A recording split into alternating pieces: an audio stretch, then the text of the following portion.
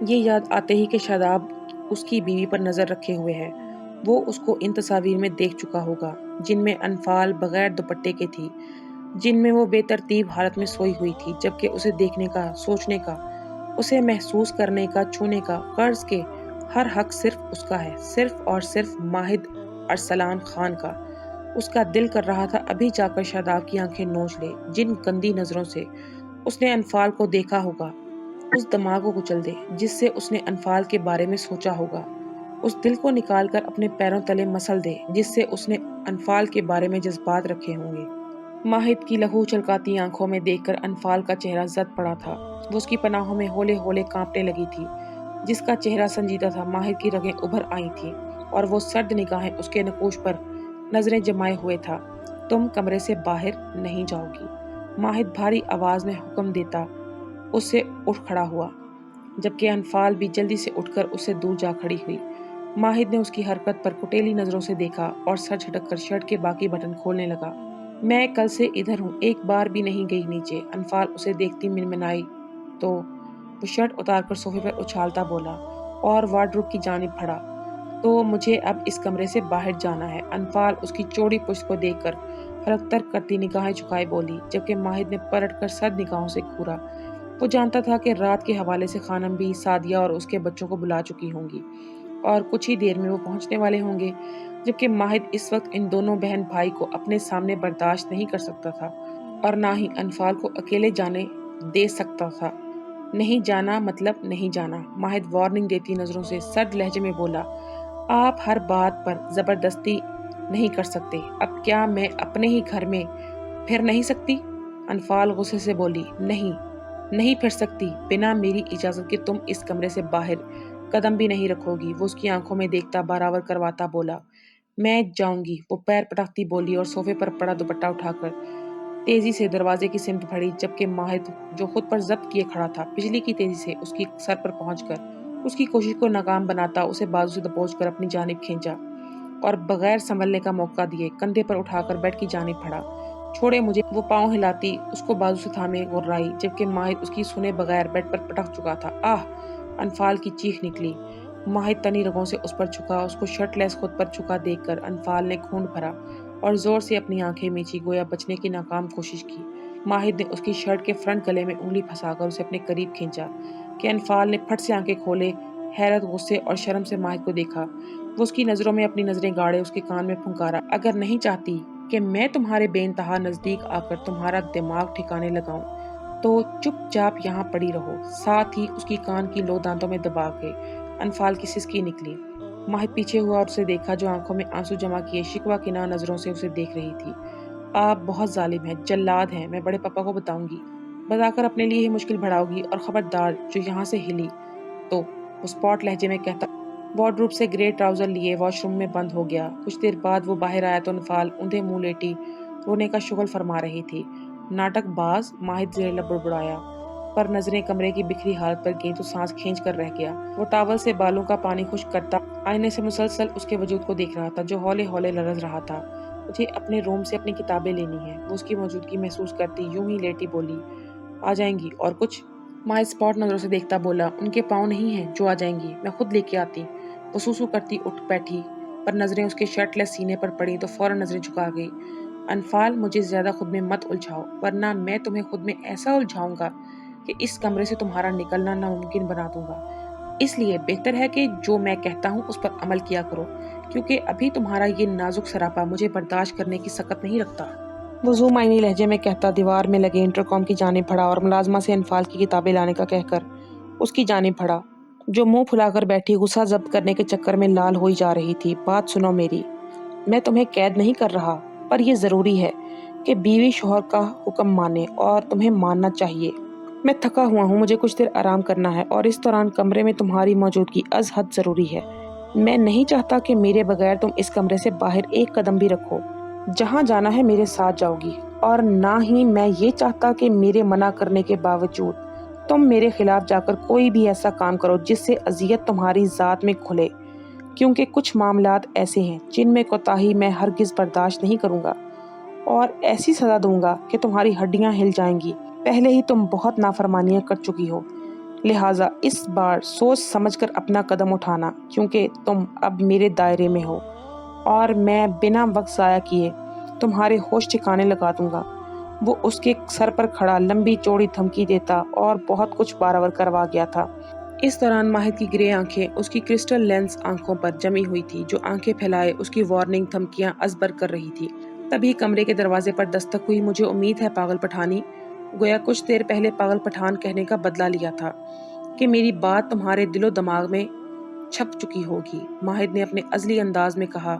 سرد نظریں اس کے چہرے پر بوسہ دیتی بالوں کی لٹ پر گئیں، جو اس وقت ماہد کو اپنی رقیب لگی تھی، کہ سرد سے اس نے ہاتھ بڑھا کر اس کے چہرے پر بوسہ دیتی بالوں کی لٹ کو ہلکا سا جھٹکا دے کر کان کے پیچھے اڑسا دروازے کی جانب بڑھا، جبکہ انفال منہ بسوڑتی اس ڈیشنگ ہیرو کو دیکھ رہی تھی، جس کے پھولے مسلز، چوڑا مضبوط سینہ، خوبصورت پٹھان نین نکوش، اور اس پر ماہد کا ازلی غصہ، روب و جلال کسی کو بھی مات دینے کے لیے کافی تھا۔ جبھی تو اس کے ذرا سا غصہ کرنے پر انفال کی جان جاتی تھی، پر یہ کچھ وقت کے لیے ہوتا تھا۔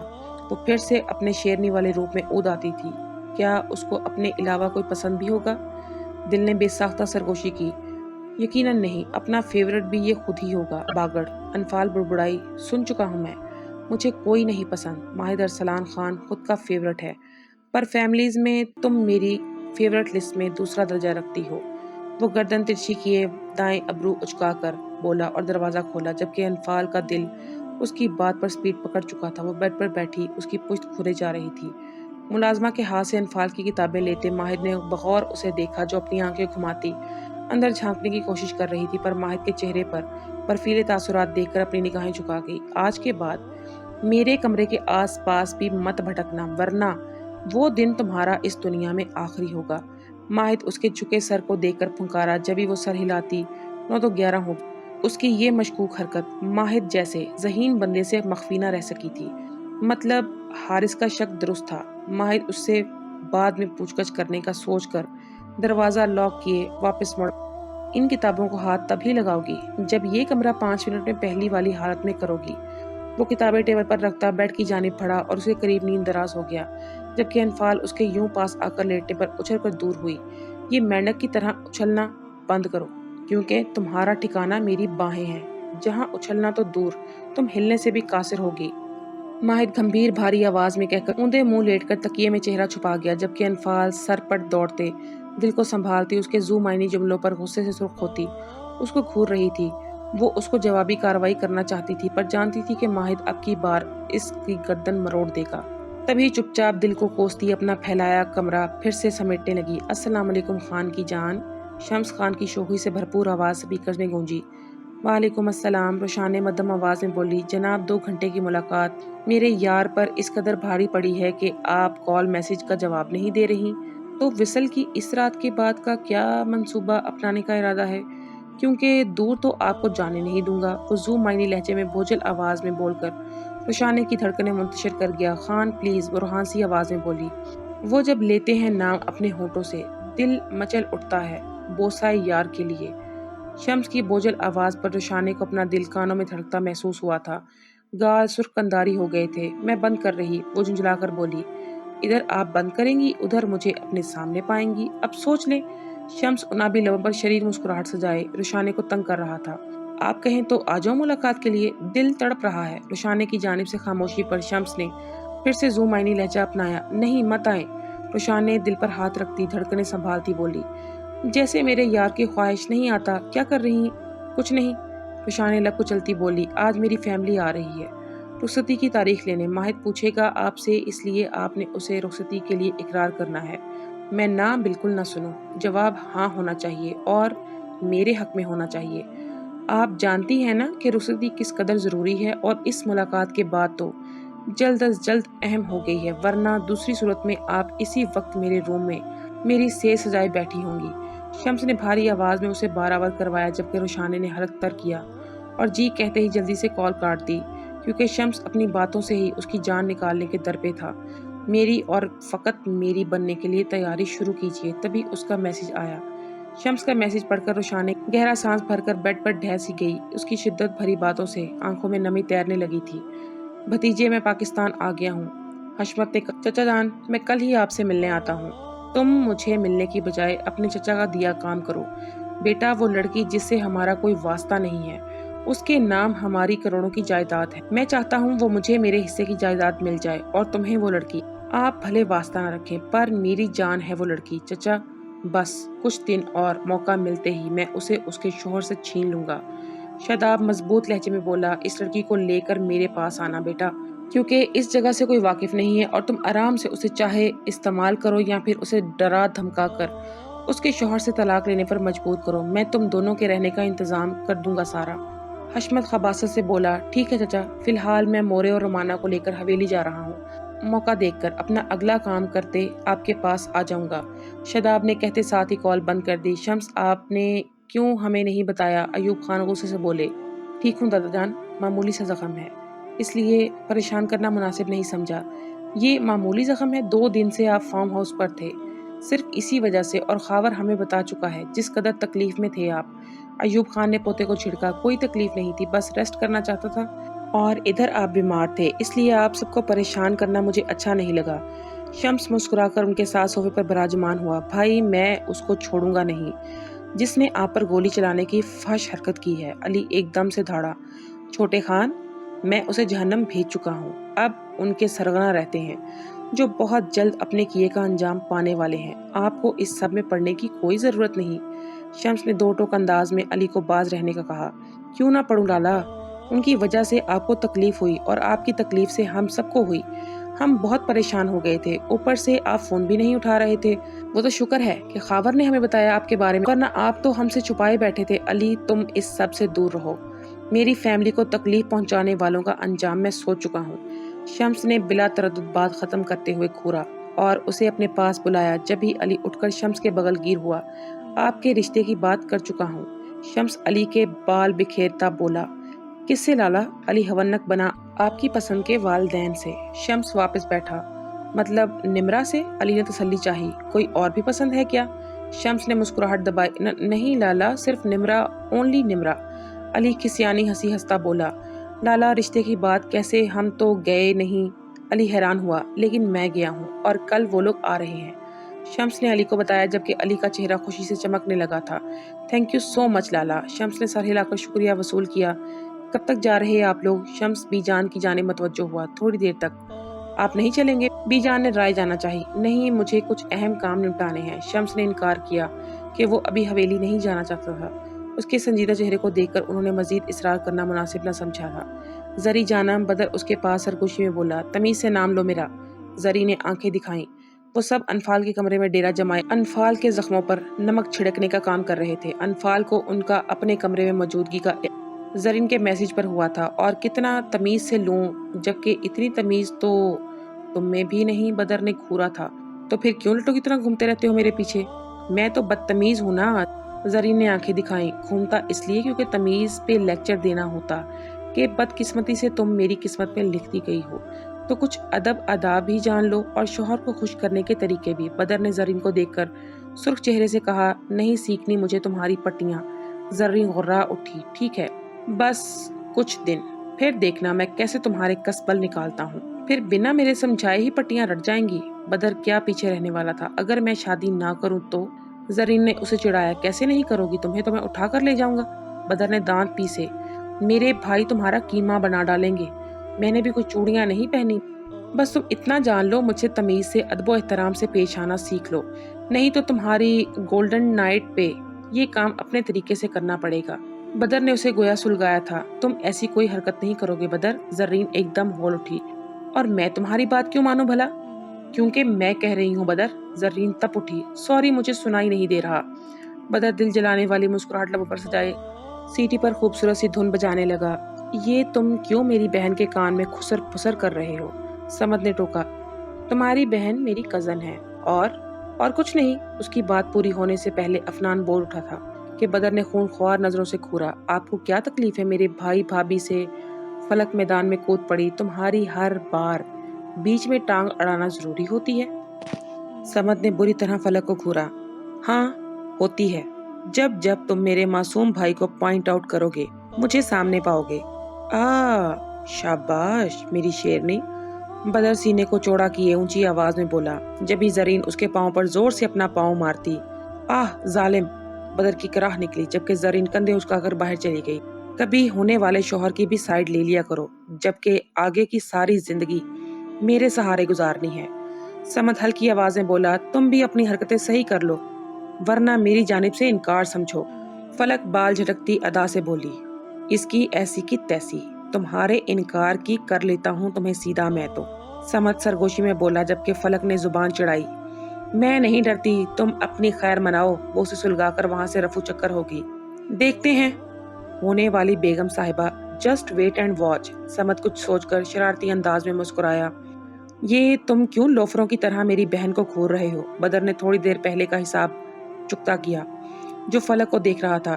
بس خبردار، جو اب تم لوگوں کی آواز بھی نکلی تو میں ماہد بھائی کو بلا لوں گی۔ روشانے نے سب کو آنکھیں دکھائیں، چلو نکلو اب، انفال کی غیر موجودگی میں اس کے کمرے کا ناجائز فائدہ مت اٹھاؤ۔ روشان نے اس کے کمرے کی حالت دیکھ کر دکھ سے بولی، جبکہ وہ تینوں ایک دوسرے کو گھورتے آگے پیچھے باہر نکل گئے اور روشان نے ملازمہ کو بلوا کر انفال کا کمرہ صاف کروانے لگی، جو تھوڑی دیر پہلے وہ لیز، کرکرے اور چاکلیٹ وغیرہ کھا کر اس کمرے میں ریپر کے انبار لگا چکے تھے۔ اگر انفال کو پتہ چلا تو ان کے حشر بگاڑ دے گی۔ روشان نے بڑبڑائی، میری معصوم سی بھابھی دیو کی قید میں ہے۔ انفال کو ماہد کے کمرے میں بند دیکھ کر روشانے کی ہنسی چھوٹ گئی۔ روشانے بیٹا، ماہد نے کمرے سے نکلتی روشانے کو پکارا۔ جی بھائی، وہ ماہد کی بھاری آواز پر اچھل کر متوجہ ہوئی۔ آپ سے بات کرنی ہے۔ جی بیٹا، آج آپ کی رخصتی کی ڈیٹ فائنل ہونی ہے، کیا آپ مطمئن ہیں؟ ڈیڈ کے اس فیصلے سے ماہد نے کھوجتی نظروں سے دو ٹوک انداز میں استفسار کیا، جبکہ روشانے سر جھکائے کھڑی تذبذب کا شکار تھی۔ بھائی، جیسے ڈیڈ کی خواہش، رخصتی آپ کی ہونی، ڈیڈ کی نہیں، ماہد نے سنجیدہ لہجے میں کہا کہ روشانے نے ہنسی دبائی۔ آپ اپنے دل کی بات بتائیں، اگر راضی نہیں ہے تو میں ابھی جا کر ان کو منع کر دیتا ہوں۔ بھائی میں ٹھیک ہے، میں ان کو منع کر دیتا ہوں۔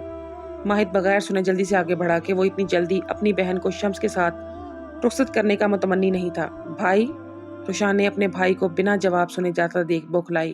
وہ بھی اچھی طرح جان گئی تھی کہ ماہد ایسا نہیں چاہتا، ایک جانب بھائی تو دوسری جانب شوہر، جبکہ ماہد نے قدم روک کر اس کے بوکھلائے چہرے کو دیکھا۔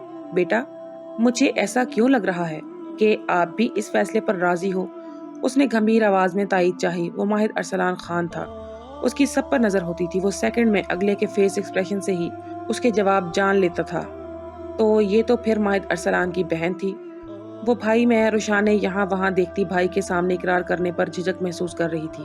اسے خاصا برا لگ رہا تھا، پر شمس کی دھمکی بھی ذہن نشین تھی، اس لیے وہ ہمت مجتمع کر کے ہاں کہنے کی ناکام کوشش میں سرگرم تھی۔ کیا میں؟ ماہد نے ابرو اچکائی۔ وہ میں بھائی، وہ روشانے نروس کا شکار تھی۔ ہاں ہیں آپ کی؟ ماہد نے اس کی الجھن دور کی اور سپاٹ چہرے سے سخت آواز میں پوچھا۔ روشانے نے ہلکا سا سر ہاں میں ہلایا، جبکہ ماہد لب بھینچ کر رہ گیا۔ ٹھیک ہے بیٹا، پر یہ یاد رکھو، میں رخصتی کی اجازت صرف آپ کی وجہ سے دے رہا ہوں، جبکہ ابھی میں ہرگز ایسا نہیں چاہتا، ماہد نے سرد آواز میں کہا۔ روشانے نے ڈبڈبائی نظروں سے بھائی کو دیکھا۔ خوش رہو ہمیشہ، اس کی آنکھوں میں پانی دیکھ کر ماہد نے اسے اپنے دائیں بازو کے حلقے میں لے کر ساتھ لگا اور سر پر پیار دے کر گال تھپ تھپا کر بھاری قدموں کی دھمک چھوڑتا کوریڈور پار کر گیا، جبکہ روشانے خوشکن نظروں سے اپنے بھائی کو جاتا دیکھ کر واپس کمرے میں چلی گئی۔ سب بڑوں کی مشاورت سے جمعہ کا دن رخصتی کے لیے طے پایا تھا۔ لڑکوں کی خوشی کا کوئی ٹھکانہ نہ تھا، وہ شریر نظروں سے اپنے ہونے والی بیگمات کو دیکھ رہے تھے۔ روشانے، فلک، زرین اس وقت وائٹ فراک اور نارنجی دوپٹے میں ایک ساتھ بیٹھی تھی، تینوں سادگی میں بالوں کے سٹائل بنائے انتہا کی پیاری لگ رہی تھی۔ ان کے ساتھ انفال بیٹھی گپے ہانک رہی تھی اور ان کو شوق باتوں سے مسکرانے اور آنکھیں دکھانے پر مجبور کرتی مسکرا رہی تھی۔ ان کے ساتھ رومانہ بھی زہر کے گھونٹ بھر کر بیٹھی تھی، جبکہ بدر سمد دوسری جانب علی اور افنان کے ہمراہ سفید شلوار قمیض میں ملبوس، بال جیٹ سے سیٹ کیے کافی ہینڈسم لگ رہے تھے۔ ان سے کچھ دور شاداب اپنے موبائل میں مگن تھا، جبکہ بڑے سب ان سے تھوڑا دور صوفوں پر براجمان تھے۔ ماہد کی وقفے وقفے سے اٹھتی نظریں انفال پر پڑ رہی تھی، جو پیچ کلر کے سوٹ میں گرین دوپٹہ سر پر اوڑھے بنا کسی میک اپ کے نکھری نکھری سی انتہا کی پیاری لگ رہی تھی۔ جب بھی ماہد کی نظریں رومانہ پر پڑی، جس کا بس نہیں چل رہا تھا آنکھوں سے ہی انفال کو مار دے، اس کی آنکھوں میں انفال کے لیے نفرت دیکھ کر ماہد نے ہاتھ کی مٹھی بنا کر غصے پر کنٹرول کیا۔ بیٹا، آپ کو کوئی اعتراض تو نہیں؟ ایوب خان نے ماہد سے پوچھا۔ اعتراض تو بہت سارے ہیں دادا جان، ماہد نے ایوب خان کی جانب دیکھ کر گمبھیر آواز میں کہا۔ اس کا چہرہ بالکل سپاٹ تھا، جبکہ آنکھوں کے کوشے سرخی کی لپیٹ میں تھے۔ بلیک شلوار قمیض میں وہ بادامی رنگ کا فل ویسٹ کوٹ پہنے، پاؤں میں بھوری پشاوری چپل پہنے، ٹانگ پر ٹانگ چڑھائے صوفے کی پشت سے ٹیک لگائے بیٹھا وہاں موجود ہر فرد پر سحر طاری کر گیا تھا۔ اس کی پرسنالٹی، بات کرنے کا دو ٹوک انداز۔ دوستو، آج کی اس ایپیسوڈ کے بارے میں ہمیں اپنی قیمتی رائے سے ضرور آگاہ کیجیے گا اور نیکسٹ ایپیسوڈ کو دیکھنے کے لیے چینل کو سبسکرائب کر لیجیے گا۔ آپ کا بہت شکریہ۔